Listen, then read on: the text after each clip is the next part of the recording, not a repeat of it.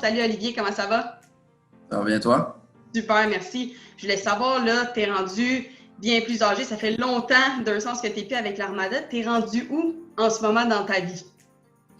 Maintenant, je suis rendu entraîneur adjoint avec le Phoenix de Sherbrooke dans la Ligue de hockey junior majeur du Québec. Donc, j'ai jamais été bien loin là. Lorsque j'ai fini ma carrière comme joueur, j'ai eu la chance de rester avec l'organisation de l'Armada comme recruteur.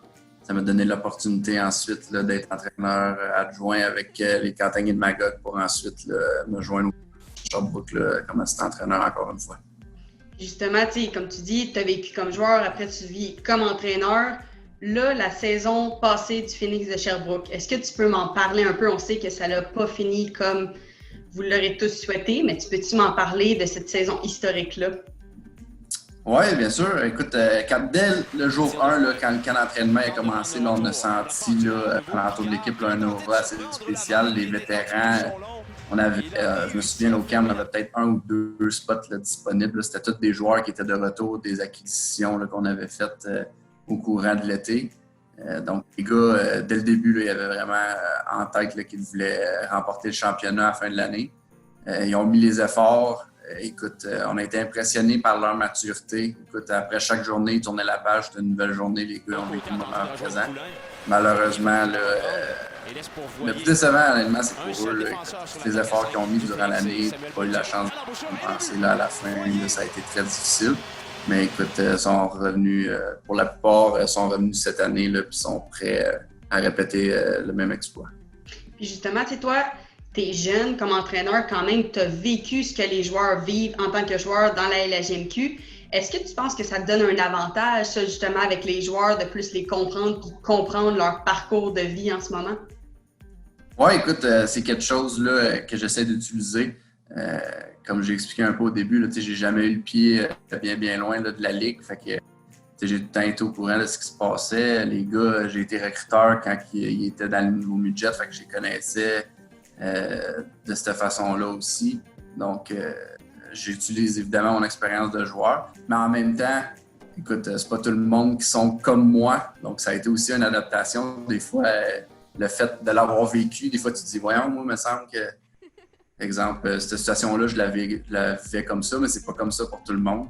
Donc, ça a eu des avantages, des désavantages aussi au début. Là, il a fallu que je m'adapte quand même là, sur ça. Puis si on retourne dans le passé, justement, avec l'Armada, peux-tu me dire justement un de tes meilleurs souvenirs que tu te souviens avec l'équipe de Blainville-Boisbriand?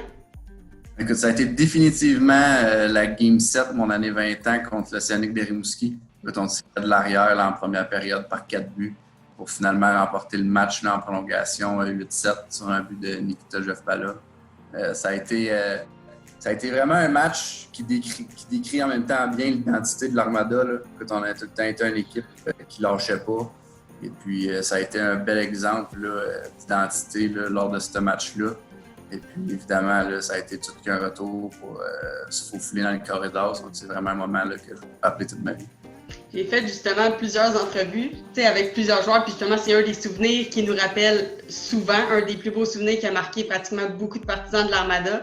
Donc ça, c'est super intéressant. Puis, parlant, mettons, de tes coéquipiers, est-ce que tu es encore en contact avec certains d'entre eux? Tu t'es lié d'amitié avec eux? Oui, écoute, un de mes coéquipiers là, de ma première année, là, Raphaël Pouliot, c'est un gars là, qu'on voit souvent. Là, évidemment, il est encore dans le hockey, fait que durant la saison de hockey, on se côtoie aussi, mais durant l'été, là, on se voit souvent, on joue au golf ensemble, on soupe ensemble. Je suis encore en contact avec, cet été, j'ai vu Christopher Clapperton, Cédric Paquette, je lui parlais aussi. Là, évidemment, là, avec leur carrière, là, tout le monde est un peu séparé un peu partout, tout le monde commence à avoir des vies professionnelles, fait que c'est de rester en contact avec tout le monde. Il y en a qui commencent à avoir des familles aussi. Donc, mais c'est sûr que quand on se croise, là, c'est sûr qu'on garde toute une bonne relation. Et est-ce que tu as des anecdotes dans le temps avec eux autres, quand vous étiez tous d'un sens avec l'Armada, quelque chose de funny qui s'est passé avec eux autres? Oui, je me souviens, au courant d'un voyage des Maritimes, Maxime Martin, l'humoriste, avait fait un voyage avec nous. Il travaillait à TVA Sport dans ce temps-là, puis il voulait comme vivre un peu qu'est-ce que c'était là, un voyage sur la route avec une équipe junior. Je me souviens, là, on était, je pense, à Moncton ou à Saint John, un des deux, je m'en souviens pas exactement. Puis lui et son caméraman sont partis dans une autre ville pour aller interviewer les frères Saulnier pour faire un reportage. Mm-hmm.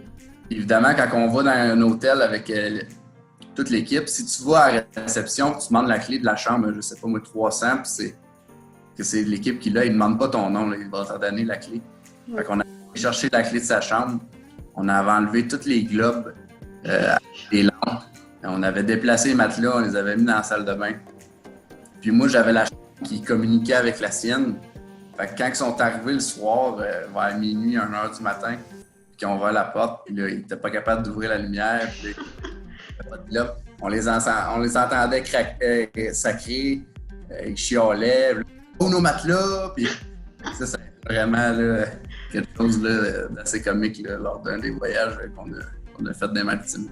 C'est tout le temps le fun, c'est justement, parce que tout le monde le dit, une équipe junior, c'est vraiment comme une famille. Donc, d'être pratiquement 24 heures sur 24 avec les joueurs, on peut avoir des bons souvenirs comme ça. Oui, écoute, à chaque voyage, là, je pourrais t'en compter des tonnes. Écoute, c'était égal en même temps, là, mais c'est vraiment, vraiment plaisant. Là. C'est ce qu'il y a le plus fun dans le junior. Mm-hmm. Puis, admettons, là, si on parle de ton présent en ce moment, ça serait quoi tes aspirations pour le futur? Là, évidemment, tu es entraîneur adjoint avec le Phoenix de Sherbrooke, mais où que tu te vois dans 10 ans? Est-ce que tu te vois encore dans le monde du hockey? Oui, moi, écoute, si je ne fais pas du hockey, là, je ne peux pas te dire qu'est-ce que je ferais. Présentement, je suis assistant entraîneur. Je te dirais que l'une des aspirations que j'ai, j'adorerais ça être directeur général d'une équipe dans la Ligue de hockey junior majeur du Québec. Mm-hmm. Je me vois vraiment comme un entraîneur-chef, donc j'ai pas vraiment l'ambition de le devenir. Si peut-être que dans les prochaines années, ça va changer. Pour l'instant, je me vois plus comme un assistant entraîneur, puis j'adore ce qui est un peu la gestion du personnel, également l'évaluation des joueurs. J'ai été recruteur aussi, donc c'est une partie aussi que quand tu es assistant entraîneur, tu ne fais pas vraiment. Fait que vraiment, là, je pense que en même temps, je dis que j'aimerais ça être directeur général, je ne l'ai jamais fait, fait que peut-être que je l'aimerais pas.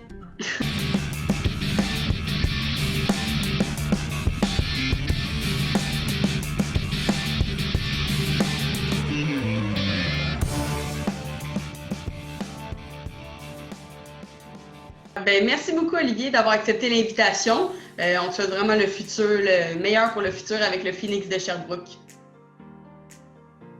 Merci beaucoup.